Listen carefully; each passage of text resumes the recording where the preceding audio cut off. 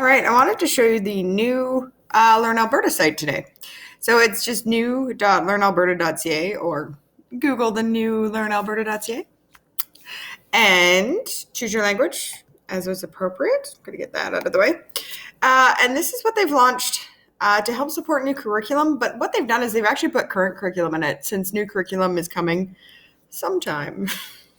We really don't know. They're still working on it, but we just don't know when.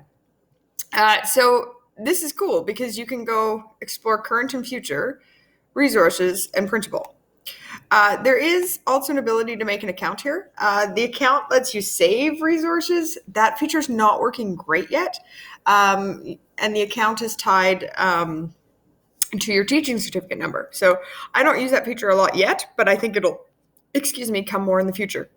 So a couple of things. This printable curriculum view is really nice because it actually, for the first time ever, has all of our curricula, and as old as some of them may be, but it has them all in the same place.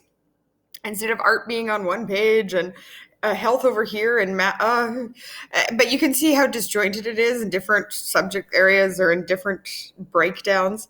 But it actually lets you find your curriculum, and it's all the PDF documents, which is kind of the structure of it right now. But if I was teaching K-6 social studies, which is actually one of our newer ones, believe it or not, from 2005, right?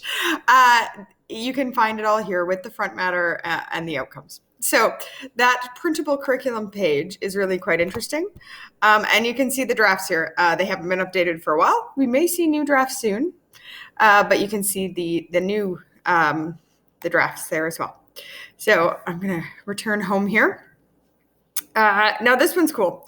So you can also see it in a different kind of view. So if you go to current curriculum, we'll stay there right now since that's what we're teaching. And I'm going to say grade 5 because it's what I last taught and as with a class instead of online. And then I can pick, say I want to look at grade 5 science and I want to look at grade 5 language arts.